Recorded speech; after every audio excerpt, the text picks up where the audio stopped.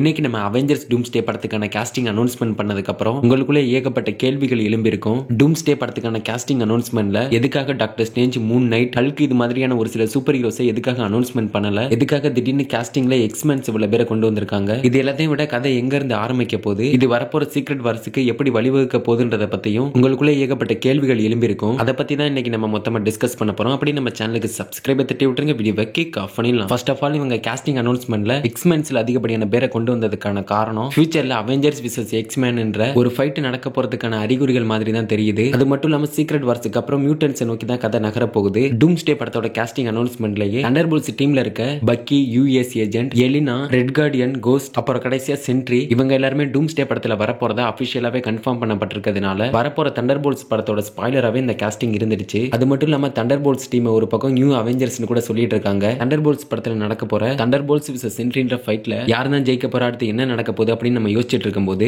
டூம்ஸ்டே படத்துக்கான cost announce பண்ணி அதை சொல்லாம சொல்லிட்டாங்க. அப்படின்னா தண்டர்போல்ட்ஸ் படத்துல நடக்க போற Thunderbolts versus சென்ட்ரின்ற ஃபைட்ல Thunderbolts team sentry defeat பண்ணியிருந்தாருன்னா ஃபியூச்சர்ல சென்ட்ரி ஒரு மிகப்பெரிய ஆபத்தா கூட மாறலாம். அப்படி இல்லனா தண்டர்போல்ட்ஸ் டீம் சென்ட்ரியை அவங்க கட்டுப்பாட்டுக்குள்ள கொண்டு வந்துட்டாங்கன்னா டாக்டர் டூமை எதிர்த்து நடக்கிற போர்ல சென்ட்ரி நம்ம சூப்பர் ஹீரோஸ்க்கு உதவியா அவங்க கூட இருப்பாருன்னு நம்ம இதுக்கு முன்னாடியே ஓரளவுக்கு கெஸ் பண்ணி தண்டர்போல்ட்ஸ் விசஸ் சென்ட்ரின்ற ஒரு வீடியோல ஒரு கிளியர் எக்ஸ்பிளனேஷனே கொடுத்திருப்போம். அந்த வீடியோவை பார்க்காதவங்க மறக்காம செக் பண்ணி பாருங்க. ஓகே, இப்போ நம்ம கெஸ் பண்ண மாதிரியே ஃபியூச்சர்ல சென்ட்ரி நம்ம சூப்பர் ஹீரோஸ் கூட தான் இருக்க போறாரு. அப்படின்னா தண்டர்போல்ட்ஸ் படத்துல ஒரு அரக்கத்தனமான சென்ட்ரியை கட்டுப்படுத்தி கன்வின்ஸ் பண்ணி இந்த உலகத்தை காப்பாத்துறதுக்காக தான் சென்ட்ரியை பயன்படுத்த போற மாதிரி கதை நகர்ந்து போகும்னு நினைக்கிறேன். பாப்போம் என்ன பண்றாங்க. டூம்ஸ்டே படத்துக்கான காஸ்டிங் அனௌன்ஸ்மெண்ட்ல ஏகப்பட்ட எக்ஸ்பெக்டேஷன் இருந்திருந்தாலும் எக்ஸ்மேன்ல இவ்வளவு பேர் வருவாங்கன்னு யாருமே கண்டிப்பா எதிர்பார்த்திருக்க மாட்டீங்க. ஆனா Spiderman Tom Haaland, Chris Evans, doctor strange, scarlet witch இது மாதிரியான ஒரு சில முக்கியமான கேரக்டர்ஸை டூம்ஸ்டே படத்துக்கான காஸ்டிங் அனௌன்ஸ்மெண்ட்ல சொல்லாம விட்டதுனால இவங்க டூம்ஸ்டே படத்துல வரதுக்கான வாய்ப்பு இல்லைன்னு நீங்க நினைச்சீங்கன்னா அதுதான் இல்ல. அதுவும் டாக்டர் ஸ்ட்ரேஞ்ச் இல்லாம மல்டிவர்ஸ் கதையை கொண்டு போறதுன்றதே ஒரு கேள்விக்குறி தான். அப்புறம் எதுக்காக இவங்க டூம்ஸ்டே படத்துக்கான காஸ்டிங் அனௌன்ஸ்மெண்ட்ல இவங்களை எதுக்காக அனௌன்ஸ்மெண்ட் பண்ணலன்னு நீங்க யோசிக்கிறது எனக்கு புரியுது. இவங்க அனௌன்ஸ் பண்ண 27 கேரக்டர்ஸ்ல முக்காவாசி கேரக்டரை நீங்க எடுத்து பாத்தீங்கன்னா ஒரு டீமா ஒத்துமையா செயல்படுற கேரக்டர்ஸ் தான் அதிகமா காட்டியிருப்பாங்க. அதுவும் X Men team, fantastic four team, தண்டர்போல்ட்ஸோட டீம் அப்படின்னு இவங்க ஒவ்வொரு சூப்பர் ஹீரோஸ் டீமையும் இன்ட்ரோடியூஸ் பண்றப்பயே ஓரளவுக்கு எல்லாருமே கெஸ் பண்ணிருப்பீங்க.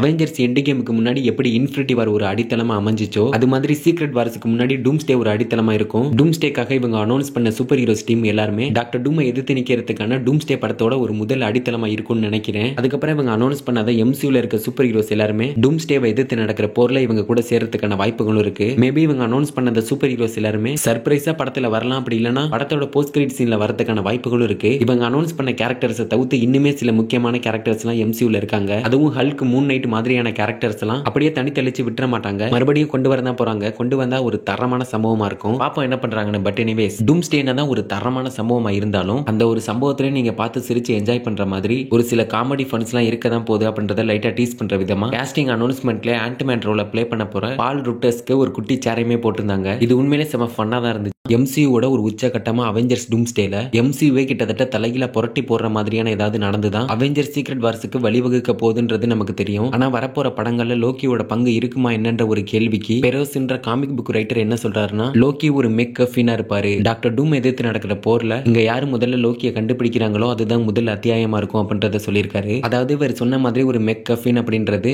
ஒரு கதையோட ஒரு முக்கிய பகுதின்னு கூட சொல்லலாம். இதை இன்னும் புரியுற மாதிரி சொல்லணும்னா ஒரு கதையில ஒரு விஷயம் இல்லாம அதை அடுத்த கட்டத்துக்கு எடுத்துட்டு போகவும் முடியாது, அந்த கதையை ஒரு கட்டத்துக்கு மேல தொடரவும் முடியாது. அப்படி அந்த கதையில எது ஒன்னு அவ்வளவு முக்கியமா இருக்கோ அதுதான் மெக்கஃபின். ஆனா இந்த கதையில லோக்கி தான் மெக்கஃபினா இருப்பாருன்றதையுமே சொல்லியிருக்காரு. அப்படி இல்லைன்னா லோக்கியால இல்லைன்னா லோக்கியை வச்சு எம்சியூல ஒரு மிகப்பெரிய சம்பவமே நடக்க போகுது. பார்க்க தானே போறோம், பாப்போம் என்ன பண்றாங்கன்னு. அதுக்கப்புறம் எம்சியூல ஒரு மிகப்பெரிய கேள்வியா இருக்குது, லோக்கி மட்டும் மல்டிவர்ஸுக்கு எதுக்காக ரொம்ப முக்கியன்றதே ஒரு கேள்விக்குறியா தான் இருக்கு. மார்வல் ஸ்டுடியோஸ் அபிஷியலா அனௌன்ஸ் பண்ணாத வரைக்கும் எதையுமே நம்மளால அவ்வளவு உறுதியா சொல்லிட முடியாது. இருந்தாலும் நம்ம லோக்கிக்கு மரணம்ன்றது ஒன்னும் புதுசு இல்ல. அவெஞ்சர்ஸ் எண்ட் கேம்ல எப்படி டோனி ஸ்டார்க் ஒரு மிகப்பெரிய சாக்ரிஃபைஸ் பண்ணிருப்பாரோ அது மாதிரி லோக்கி மல்டிவர்ஸை காப்பாத்துறதுக்காக அன்னையும் சாக்ரிஃபைஸ் பண்றதுக்கு தயங்க மாட்டாரு. சொல்ல போனா கதை இப்படி கூட நகர்ந்து போகலாம், யாருக்கு தெரியும். டிஸ்னி பிளஸ்ல ரிலீஸ் ஆகி இது வரைக்கும் அதிகப்படியான பேர்களை கவரப்பட்ட சீரீஸ்ல லோக்கி சீரீஸ்க்கும் ஒரு இடம் இருக்கு. லோக்கி சீரீஸோட ஃபர்ஸ்ட் சீசன்ல எண்ட் கேமோட டைம் லைன்ல திருட்டுத்தனமா டைம் டிராவல் பண்ணி அவரோட உண்மையான டைம் லைனை விட்டு தப்பிச்சதுல இருந்து இந்த கதை ஆரம்பிக்கிற மாதிரி காட்டியிருப்பாங்க. மல்டிவர்ஸோட டைம் லைன்லாம் கட்டவிழ்க்கப்பட்டு நிலை தடுமாறி போகும்போது